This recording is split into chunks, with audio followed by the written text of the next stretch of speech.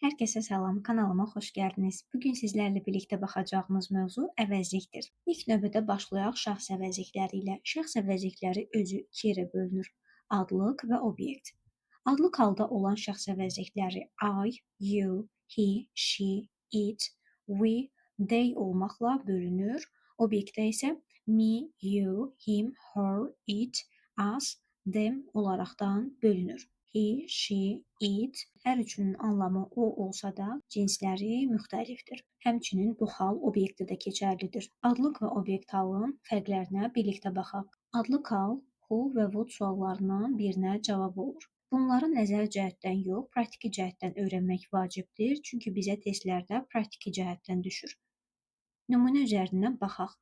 They başlanğıcdadır. Özündən sonra are looking, yəni xəbər gəlib. Eləcə də başlanğıcda mübtəda rolunda çıxış edir. Obyekt whom və what suallarından birinə cavab olur. Lıq kimi çıxış edə bilir, söz önlərindən və feildən sonra gəlir, cümlənin ortasında və sonunda istifadə olunur. Adlıq və obyekti müqayisə eləsək görərik ki, adlıq yalnız mübtəda kimi cümlənin əvvəlində gəlir və özündən sonra xəbər gəlir. Lakin obyektdə isə cümlənin ortasında və yaxud da sonunda gələ bilər dedik. Burada ortasında istifadə olunub, feildən sonra gəlib. Yəni bu şəkildə fərqləri bariz ortadadır. Baxırıq ki, hər ikisi you, yəni eyni şəkildədir, amma yerlərindən artıq müəyyənləşdirmək olur ki, biri adlıqdır, digəri obyektdir. Mübtəda şəxs əvəzliyi ilə ifadə olunmazsa, onda mübtədanı aşağı şəkildə çevirə bilirik. Bəzi hallarda belə testlərlə qarşılaşa bilərsiniz ki, ismin altından xətt çəkilir və qeyd olunur ki, hansı şəxs əvəzliyi ilə bunu əvəz etmək olar. Əgər cümlənin əvvəlindədirsə və özündən sonra xəbər gəlirsə, altından xətt çəkilmiş sözü mən müvafiq olaraqdan şəxs əvəzliyi ilə əvəzləyəcəm. Lakin diqqət yetirmək lazımdır ki, burada qadın cinsində she, kişi cinsində he, cansızlar, heyvanlar, ölkələr və şəhərlərlə isə it əvəzlənməsi baş verir. Xüsusi diqqət yetirək bütün cəm isimlərlə, yəni istər canlı olsun, istər cansız olsun, fərqi yoxdur. Qızlar da desəm, həmçinin kitablar da desəm, mən bunu əvəzləyirəm they, onlarla, çünki artıq cəmdədir. Obyekt əvəzliyini də əvəzləyərkən xüsusi diqqət yetirmək lazımdır. Cansız tək isimlərlə it, cəm isimlərlə isə them əvəzlənməsi baş verir. Məsələn, take some bread and put it on the table, please.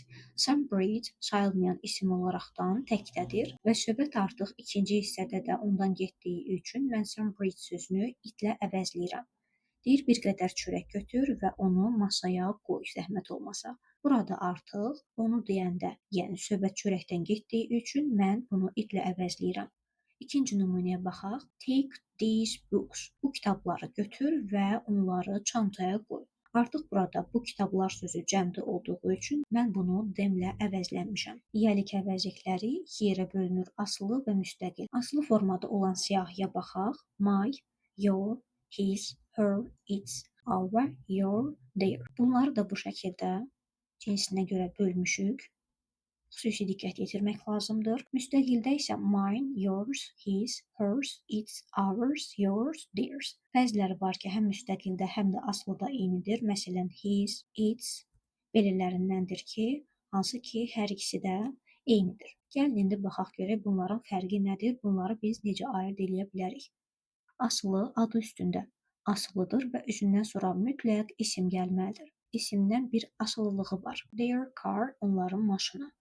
Onların sözündən sonra maşın, yəni isim gəlib. Müstəqil forma isə yenə adı üstündə müstəqildir, özündən sonra heç bir ismi tələb eləmir. This is not my car, bu mənim maşınım deyil. Mine is black, mənimki qaradır. Bu bir növ my car sözünə bərabərdir. Təkrara ehtiyac olmaması üçün ikinci dəfə my car sözünü verməmişəm. Çevirmə zamanı asılı formada olan yəlik əvəzliyini deyil, ismi əsas götürmək lazımdır. Bunu aydınlaşdıraq. Her son's marks. Onun oğlunun qiymətləri. Tutaq ki, bizə testdə bu sözü əvəzləmək verilib. Bu sözü əvəzləmək üçün mən diqqət yetirməliyəm.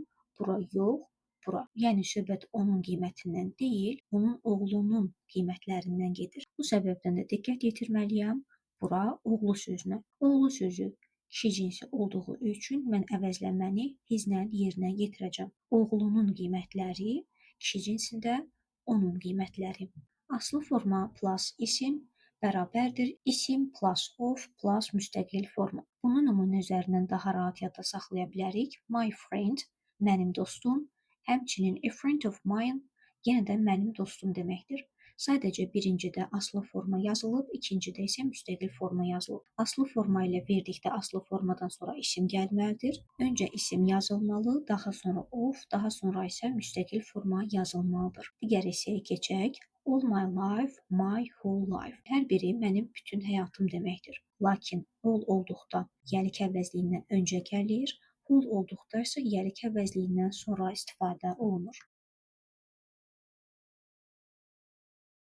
Its və it is-in fərqinə baxaq. Its onun deməkdir, yəlik əvəzlidir və özündən sonra isim tələb edir. İsim dedikdə, yəni qarşısında sifət də ola bilər. Onun səhifəsi. Özündən sonra isim gəlib, lakin it is olduqda isə bir növ is-in qısaldılmış versiyası kimi gedir və dır, dir, dur, dür kimi tərcümə olunur. Çox vaxt isə özündən sonra ya sifət gəlir, ya da article gəlir. Burada verildiyi kimi it is an old book. Bu köhnə kitabdır. Ümumiyyətlə bu tipli məsələlərdə əgər söz bazanız varsa, rahatlıqla anlayacaqsınız ki, bu it is-dirmi, yoxsa it's onun deməkdirmi? Yenə də bu sizə bir ipucu kimi verilir. Qayıdış əvəzlikləri ekranda gördüklərinizdir. Myself, yourself, himself, herself, itself, ourselves, yourselves, themselves. Mübtədəyə əsasən yazılır.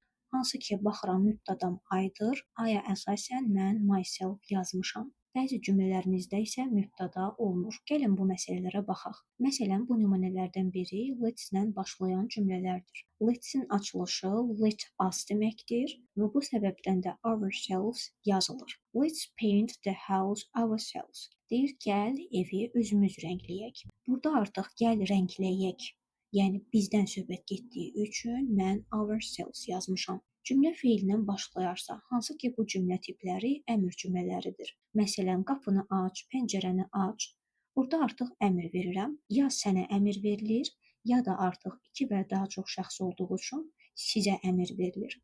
O səbəbdən də ya yourself yazılır, ya da yourselves yazılır. Open the door yourself. Həmçinin burada yourselves də ola bilər. Yəni qapını açın və yaxud da qapını aç. Hər ikisi eynidir. Bu tipli testlər bəzən açıq sual kimi verilir. Hər iki variantı da doğru götürə bilərik. Cümlədə xitab olarsa. Xitab dedikdə nə nəzərdə tutulur? Əvvəlcə gəlin bunu müəyyənləşdirək. Xitab dedikdə kiməsə müraciət etmək nəzərdə tutulur. Məsələn, oğlanlar ev tapşırıqlarınızı özünüz edin və yaxud da qızlar gəlin gedək. Burada artıq bir müraciət var. Cümlədə xitab olarsa, hansı ki bu xitab həm əvvəldə, həm də sonda verilə bilər. Mənə əsas burada ipucu vergül olur. Bu sözlər vergül vasitəsilə cümlənin digər hissəsindən ayrılır. Xitab təkdədirsə yourself, cəmdədirsə yourselves olur. Məsələn, burada oğlanlara ünvanlanır, oğlanlar ev tapşırıqlarınızı özünüz edin.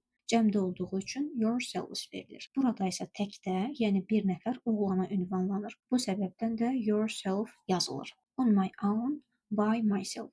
Hər birinin tərcüməsi tək başına deməkdir. Qısaca qayda olaraqdan versək, onun üzərinə yəlik əvəzliyini gəlib daha sonra own yazmaq bərabərdir by-in üzərinə qayıdış əvəzliyinin yazılması. Qarşılıq əvəzlikləri iki yerə bölünür. Each other, one another. Each other iki şəxsi, one another isə ikidən daha çox şəxsi bildirir. Məsələn, nümunəyə baxaq. Fatimə and Sadiq helped each other. Fatimə və Sadiq bir-birlərinə kömək etdilər. Lakin ikinci nümunəyə baxaq.